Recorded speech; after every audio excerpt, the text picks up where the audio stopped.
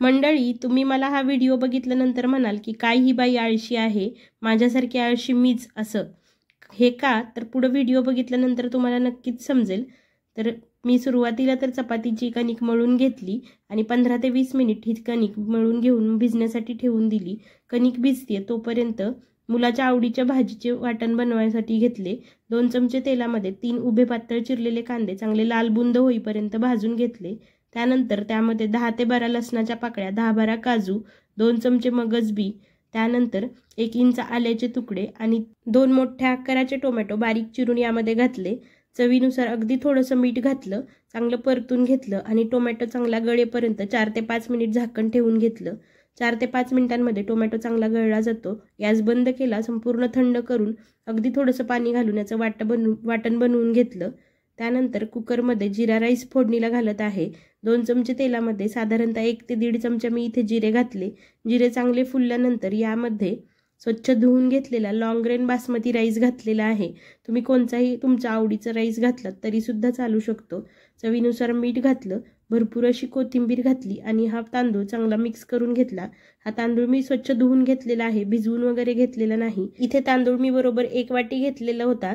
तांदळाच्या 1.5 पटीने पाणी घातलं, म्हणजे 1.5 वाटी पाणी गरम पाणी घातलं. चांगली उकळी आली की झाकण लावून 2 ते 3 शिट्ट्या करून घेतल्या.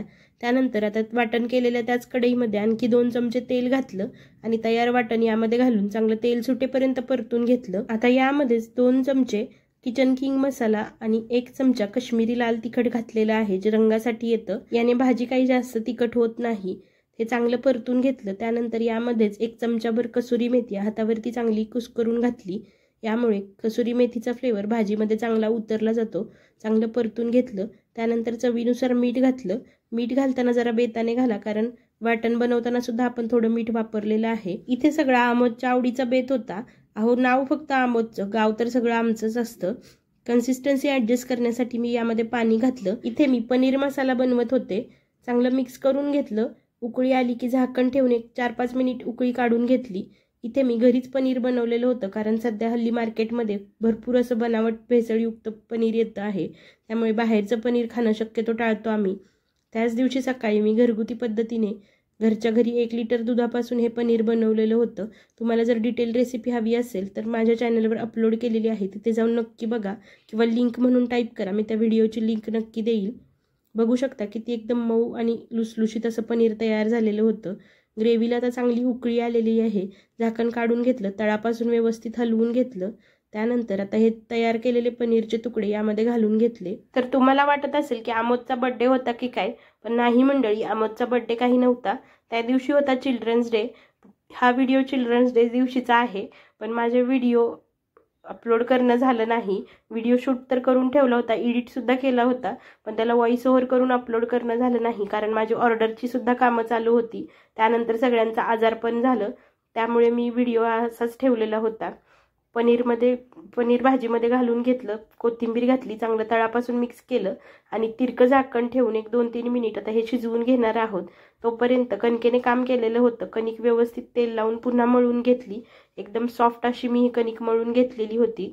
त्यानंतर जेवढ्या आकाराची चपाती करायची आहे तेवढे मी गोळे करून घेतले. 7 चपातीची मी इथे कणिक मळून घेतलेली होती. चपातीचे गोळे करून घेतले. त्यानंतर आता पिठामध्ये गोळा घोळवून घेतला आणि अगदी छोटाशी पारी याची लाटून घेतली. यावरती तेल लावून याची त्रिकोणी घडी करून घेतली. मी नेहमी त्रिकोणी घडीच्याच चपात्या बनवते. एकाच वेळी चपातीचे गोळे करायचे आणि लगोलगच या चपातीच्यात पारी लाटून त्याला तेल लावून त्रिकोणी घडी करून घ्यायच्या, म्हणजे कसं चपाती पटापट लाटली जाते. तव्यातली चपाती भाजून होईपर्यंत खाली लाटून सुद्धा होते. चपातीचे घड्या करून घेते तोपर्यंत पनीरची भाजी 2-3 मिनिट चांगली शिजवून झालेली होती. तळापासून पुन्हा एकदा व्यवस्थित मिक्स करून घेतली. त्यामध्ये 3 ते 4 चमचे साजूक तूप घातले. पुन्हा भरपूर अशी कोथिंबीर घातली. तयार झाली पनीर मसाल्याची भाजी. ही आमोदलाच काय, आम्हाला सगळ्यांनाच खूप आवडते. यामध्ये कोणताही फूड कलर घातलेला नाही, तरीसुद्धा खूप छान झालेली होती ही. आता पटापट चपात्या लाटून घेतल्या, कारण आमोदला सकाळपासूनच भूक लागलेली होती. आवडीचा पदार्थ असला की मुलांना अगोदरच भूक लागते आणि तो तयार झालं का विचारत होता. त्यामुळे पटापट चपाती लाटली आणि पहिली चपाती झाली की त्याला पहिले जेवायला दिले. बघू शकता एकदम पातळ अशी मी चपाती लाटून घेतलेली आहे. बाजूलाच तवा गरम करायला ठेवलेला होता. लगेचच चपाती तव्यामध्ये घालून भाजून घेतली. सगळ्याच्या सगळ्या चपात्या मस्त अशा काठोकाठ टम्म फुगलेल्या होत्या। बरं, अगोदर घडी करून ठेवली किंवा चपातीचे गोळे जरी करून ठेवले तरी आपला टाइम वाचतो आणि तव्यातली चपाती भाजून होतीये तोपर्यंत पोळपाटावरती चपाती लाटून तयार होते, त्यामुळे गॅस सुद्धा वाचला जातो। एक चपाती भाजली की पटाक्कन आमोदला जेवायला वाढलं। तो कधीचा मागे लागलेला होता की तू व्हिडिओ नंतर काढ, अगोदर मला जेवायला दे। चिल्ड्रन्स डे निमित्त मी हा बेत केलेला होता, पण अपलोड करायला नंतर 12 दिवस लागले मला। पुढे बोका खाताना तुम्हाला बघायला सुद्धा मिळेल, त्याचा फीडबॅक सुद्धा ऐकायला मिळेल, नक्की बघा। पनीर बनवणार होते त्यामुळे आमोदने नाश्ता सुद्धा कमी केला होता, कारण यासाठी त्याला भूक राखून ठेवायची होती। आवडलं का? बघितलंत मंडळी, घरच्या पनीरपासून भाजी बनवलेली होती, आमोदला खूपच जास्त आवडली। आता उरलेल्या सगळ्या चपात्या मी बनवून घेतल्या आणि गरम गरम जेवण करायला आम्ही सुद्धा लगेचच बसलो। तुम्हाला दाखवण्यासाठी हा व्हिडिओ खास मी बनवलेला आहे। त्यामध्ये पनीरची भाजी घेतली, सोबत तोंडी लावण्यासाठी कांदा घेतला आणि तव्यातली चपाती ताटात लगेचच घेतली। सोबतच जिरा राईस बनवलेला होता तो सुद्धा घेतला। काय मस्त ही भाजी दिसत आहे। व्हिडिओ अपलोड करायला जरी 12 दिवस लागत असले तरी हे बघून आता सुद्धा माझ्या तोंडाला पाणी सुटत आहे। आम्ही जेवायला बसतोय तोपर्यंतच आमोदने पटापट त्याचं जेवण चाटून पुसून खाल्लेलं होतं। आमोदला बऱ्याच दिवसांपासून केक खाऊ वाटला होता। माझ्याच बिल्डिंगमध्ये एक मैत्रीण आहे, ती केक छान बनवते, मग तिच्याकडून चिल्ड्रन्स डे साठी आम्ही केक सुद्धा ऑर्डर केला। त्यानंतर बेसुऱ्या आवाजात happy children's day dear Amod असं गाणं आम्ही म्हटलं। मोबाईल माझ्या हातात असल्यामुळे आवाज माझा जास्त येत आहे, तरी सुद्धा आता तुम्हाला ते जबरदस्ती ऐकावंच लागणार। आमोदने केक कट केला, आम्ही सुद्धा त्याला चारला आणि आम्ही सुद्धा खाल्ला। केक अगदी उत्तम झालेला होता नेहमीसारखा। तर मंडळी, तुम्हाला हा व्हिडिओ कसा वाटला नक्की सांगा।